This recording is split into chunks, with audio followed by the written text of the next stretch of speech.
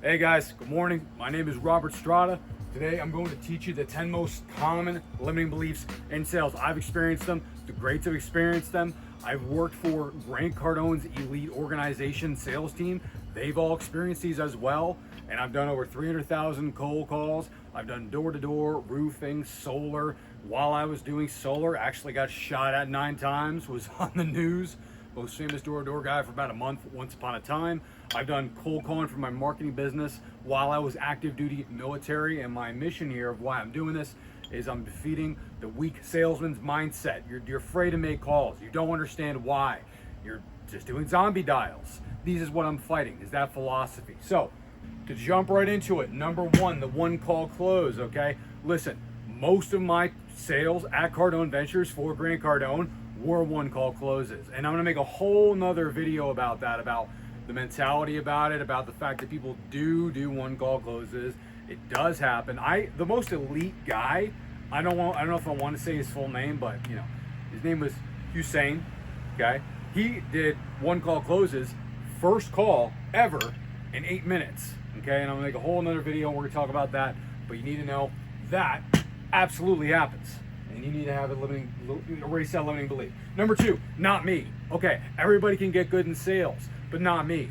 You can put any example in the world of somebody that was really horrible at sales and is not a natural. I'm not a natural. I was a 300-pound kid that literally couldn't talk to anybody, and in high school, I lost 100 pounds to try to join the Navy so I could do the Navy SEAL training. I didn't make it. I broke my arm and my leg. But listen, like, I was the worst in the world at talking and communication. There was nobody worse than me. I truly believe that. Like, I almost feel like I should get a trophy for like the worst effing communicator ever, okay? And I've been pushing, and look at me, I'm talking to videos right now. I worked for Grant Cardone. I've done door-to-door, which is like for after getting shot at. I got shot at and then I kept doing door-to-door. Like, I've had like conversations with $100 million business owners, $50 million business owners, sold $75 million business owners products. I have big names. I'm not bragging. I'm not trying to brag. I'm just saying that I sold names that everybody on this call would have heard of. Everybody would know. Household names, like products. So, number three, people think that it will take so long. Oh my God, it's gonna take 5 years before I get good at cold calling. It's gonna take 10 years. No, dude, like reps, feedback loop, training. You gotta do the reps, because if you read 100 cold calling books, 100 sales books, 100 books about how to do a demo, it's all gonna go out the window when you do your first call, when you take your first demo. But you need to mix that with a feedback loop. What is a feedback loop? It is training. It could be a book. It could be this video. It could be a mentor. If you're gonna get a sales job, you should make sure there's a feedback loop. If you're gonna buy a coaching program, one of your buyer's questions should be, is there a feedback loop? That is somebody who looks at your call, which you do not have the experience to tell whether or not you suck or not, and they tell you if you suck or not. And they tell you if it was good or bad. And they listen to it and they're like, okay, right there, you said some dumb crap. Right there, you said some other dumb crap. Got it. Like right there, you could have said this. You would have never thought that you could have said that right there. You wouldn't have known how to overcome that objection, or you didn't know that he said something subliminal that's going to come up later in the call right there. You needed to notice that. You don't notice yourself when you're not listening to the customer. Like, you need that feedback loop. But you also need training, and that's right, I'm diving deep into this. Like, seriously, you need training to compare to the reps. People, you know, both people are wrong. Both of them are wrong. People that say, hey dude, you just gotta like do the reps, man, and it'll all come. Just call 1,000, call 100,000 people, man. They're wrong, because you need to do the reps, but then you need to compare it to the training. So that is why training at the end of the day is so important. And the people that say, hey dude, if you want to cut off 10 years of your life, read books, learn from mentors. They're wrong too, because you need to combine them. You need to do the reps, and then you do the training at the end of the day, and you're using 3 examples in your head. Okay, wait. So when I listen to this, that reminds me of that call I had earlier today. Oh, I didn't agree with him. Oh, I did argue with him. Oh, shoot, that's right. I could have said that when he said, send me an email, like all that stuff, okay? So number 4, people don't give credit cards over the phone. They absolutely do. They absolutely do. Okay, like 1,000%. I have gotten all my one call closes were credit cards over the phone. I'm ready for that Visa, Amex, MasterCard, whenever you are, sir. Yeah, so I mean, like, they absolutely do. Okay? Like, I was paying for my T-Mobile bill and I give my credit card over the phone. Oh, but it's T-Mobile. Who cares? I bought an Apple. I bought this phone that I'm filming off of a one-call close, and I gave the girl my credit card over the phone. And I picked it up the next day. Like, I do everything. This is another thing we're going to talk about later, which is your objections come up in real life. This was taught to me by Grant Cardone. And this is something a lot of sales trainers know and maybe teach.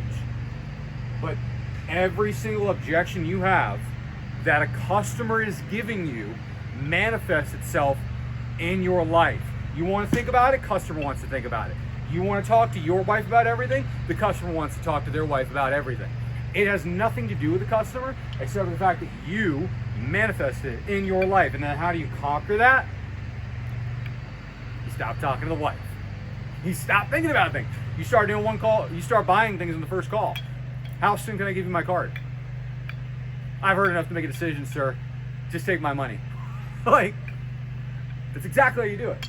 It is not fake. It is so true and real.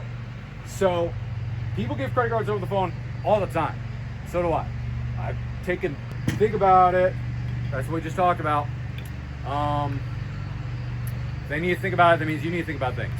Stop thinking about it. I need to talk to my wife. They need to talk to your wife. That means you need to talk to your wife. Stop it. They don't need to. It is so all right, I'm actually going to break this down a little bit because someone actually legitimately, I was talking to a sales guy and he's like, listen, I think it's just so disrespectful to tell people that they don't need to talk to their wife. But you have to break down the psychology a little bit so you understand that that's not necessary. Sir, do you talk to your, let me ask you something. When's the last time you spent $500? When's the last time you spent $2,000? Well, I spent it last week. Got it. Do you run every single $500 decision by your wife? Most of them will say no. Yes. So you're telling me every single $500 decision you run by your wife? Yes. Is your wife involved in the business? No. Does she know about the problem that you're having? Okay. Why are you being a baby? This is not something to say to him. Why are you being a little baby and trying to, why don't you, I can't do that. I can't make that joke. Are you a real man? Is what's going through my head. Why are you burdening your wife with your decision of the business? This is your business. You're the guy. You are the man of the household. That's a car sales objection handle that people don't use anymore, which is like, hey, you're the man of the household. Make the decision, but like it's the fact. Why are you burdening someone out? You're the leader. You are the leader. She does not have any equity in the business. She doesn't. Is your wife running a $10 million business, which is what you told me you want to do? Okay, great. What can she tell you about this decision if she has not been where you want to go? If she's not been where you want to go, and she isn't involved in the business day to day, and she doesn't have the objection to you solving this problem, and she knows about it because you complain to her at night about it, why is she going to object to you? What? She can't give any advice. She's not running she's not where you want to be. We are. That's why we're on the phone. So it's $2,000. Visa, Amex, or MasterCard. How do you want to take care of that? It's you're just not being a leader. You're burdening other people with your burdens that are yours alone as a man listen, shout out to the females on the call. Look, you're a leader too. Like, if you're the leader of the business and your husband's not involved, like, there's not a reason to burden. So, you gotta understand that. Okay, number 7, burnout. Burnout is real, by the way. Okay, look, I'm just gonna throw it out there. Such a controversial opinion. I've been burned out. I've gotten very burned out at Cardone Ventures. Very, very burned out. Like, holy guacamole, do I want to quit sales? What is the point of life? Do I want to continue this career path? Let me travel the world and think about it. Burned out. Okay, real bad. And I think after that, there's two things about it. Number one, you need to stop worrying about it. You're like, oh my God, is there a limit? Like, look, you got to test your limits. You got to test. I tested my limits and I got burned. And you know what? I would recommend it for anybody else, because at the end of the day, the best of the best, you get burned out, and then what happens? You quit? You stop? No, you don't. Some do. But what you do is you come back stronger and more intelligent, right? And with a better perspective. Think about like a movie where the hero, it's like a revenge scene, and he's been training so hard, and then the hero gets injured, and then he comes back stronger. It's like, dude, that stuff's motivational. That's like the stuff of a movie, because it's the example, right? But a way to prevent burnout is you got to keep your goals in the back of your mind. You got to set boundaries. And number three as well, for counting, is that you got to test it. You got to test it. You might get burned. It'll happen. You know, you need to take a break every couple months. I was working Saturdays and the human body is capable of so much more than we think it is, and we limit ourselves. The human body, the mind and the body is meant to conserve calories for survival. It's not meant to thrive, it's meant to survive. That's the only reason it's what the body's main objective is. So your version of what you think burnout is, which does exist, I believe it exists, I felt it, and I know people that really do, is so much greater than you think it needs to be. And sometimes, look, it's got to happen, buddy. You got to get burned. Sometimes you got to put your hand on a pan to be like, oh damn, I shouldn't do that. Shouldn't put my hand on the a little sizzle, a little steak. You can't do it. You got to get burned in order to realize that, okay, that is my limit. And to be honest, I think another way to think about it is this: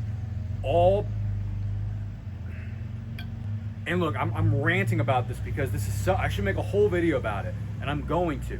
But it's such a controversial topic that's like, we gotta cover it for just a minute. Like, the President of the United States, one of the busiest, most stressed out, in theory, people in the world.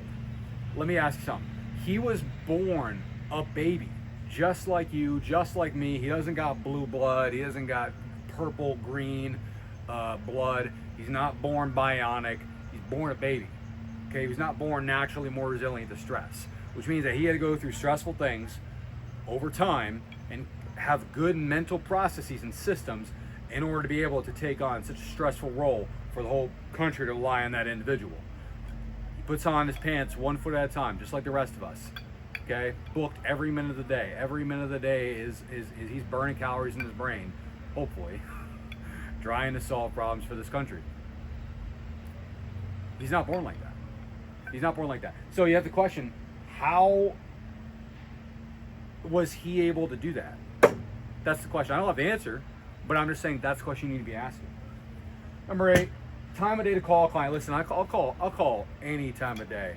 Like, I'll call people contractors wake up, if you're selling a B2B offer, contractors wake up at 4 a.m. in the morning.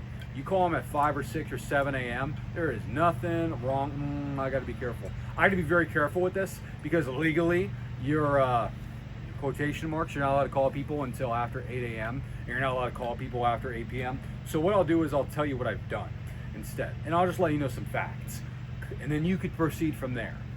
Contractors wake up very early, and then they're putting the crews together for their 1099s if you're selling a B2B offer, and then they're stressed out between when? Like 8 a.m. to 10:30, wanting to lose their freaking mind. You catch them before their morning coffee, they'll pick up. You pick up, you say, let's say what I've said. What I say is, oh man, I'm so sorry. I thought you were East Coast. I didn't realize this was West Coast. Whoopsies. But reason for the call, and I'll jump right into the script. I'll just brush back to, it's 5 a.m. in the morning. Oh shoot, I take full responsibility for that. Thought you were East Coast. Reason for the call, and I'll jump right back into it. And I've gotten tons of deals and sets that way. It's a limiting belief. You call people at night. I've sold people at 11 p.m. at night on a weekday.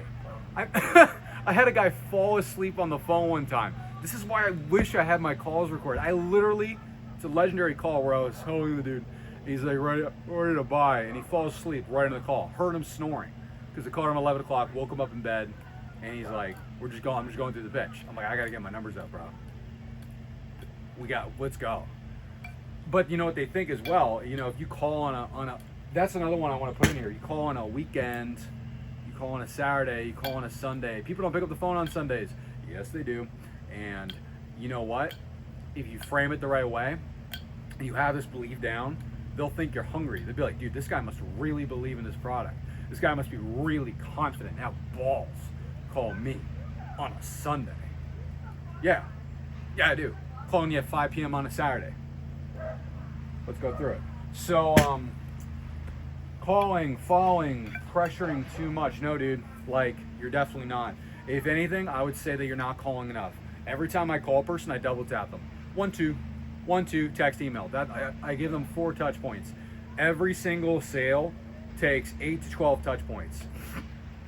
So if I call someone today, and then a new lead comes in, 9 a.m. in the morning, I call it in 1 minute.